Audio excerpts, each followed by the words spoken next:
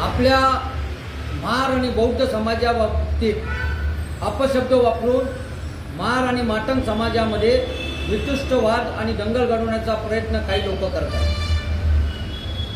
सध्या महाराष्ट्रामध्ये 8 दिवसापासून ढगफुटी आणि पुराच्या पाण्याने लक्षावधी लोकांचे संसार उद्ध्वस्त झालेले आहेत। लोकांना अंगावरच्या कपड्याशिवाय बऱ्याचशा लोकांकडे काही राहिलेलं नाही।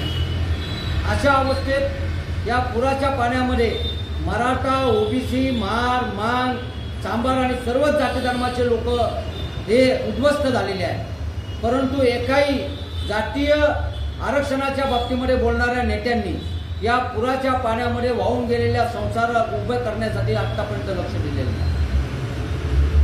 काल अनुसूचित जातीच्या उपवर्गीकरणाच्या संदर्भामध्ये सुप्रीम कोर्टाचा निकाल येईपर्यंत भाई विवेक चव्हाण आणि भारतीय दलित कोपरा जर सोडला तर सर्वच बौद्ध कार्यकर्त्यांनी आणि बौद्ध नेत्यांनी उपवर्गीकरणाला पाठिंबा दिला होता। आणि सुप्रीम कोर्टाचा निकाल आल्यानंतर आज तेच कार्यकर्ते आणि तेच नेते उपवर्गीकरणाला विरोध करतात आणि ही समाजाला फसवणुकीची फार मोठी तयारी चालू आहे। आणि अशातच माटंग समाजातील काही व्यक्ती या महार समाजाबाबत टीव्ही चॅनलला किंवा सोशल मीडियाला अपशब्द वापरून महार समाजाला उत्तेजित करत आहेत, त्यांच्याला उचकवत आहेत। आणि या उचकवण्याच्या षडयंत्राला, दोन्ही बाजूच्या षडयंत्राला महार आणि नवबुद्ध समाज हा अजिबात बळी पडता कामा नये।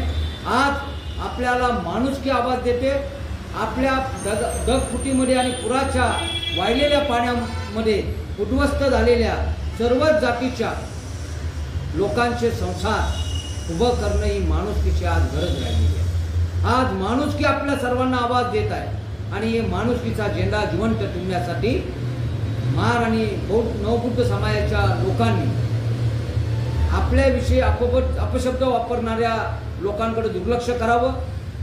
आपण संयम बाळगूया, आधी आपल्या लोकांचे संसार उभे करूया। आपल्याला मराठा समाजापासून ओबीसी समाजापासून महार आणि मांग समाजापर्यंत या पुरामध्ये वाहून गेलेल्या सर्वच उद्ध्वस्त झालेल्या लोकांचे संसार उभे करायचे। आपल्या बहिणीचे डोळ्यात अश्रू पुसायचे आणि आपले सर्व लोक या पुराच्या पाण्यात उद्ध्वस्त झालेली लोक पुन्हा एकदा पुनर्वसित झाल्यानंतर महार आणि नवबुद्ध समाजाला ज्यांनी ज्यांनी अपशब्द वापरले त्यांची योग्य वेळी आपण त्यांची जागा दाखवून देऊ आणि माणुसकीचा लढा जिवंत ठेवूया, संयम ठेवूया। जय भीम।